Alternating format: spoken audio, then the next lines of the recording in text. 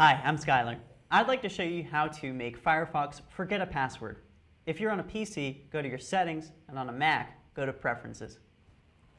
Preferences is under the Firefox menu. Click on the Security tab and look down. You'll see Passwords. Remember passwords for sites is enabled by default. You can set up exceptions. These are websites for which Firefox will never remember passwords. If you want to view passwords that Firefox has already remembered, click Saved Passwords.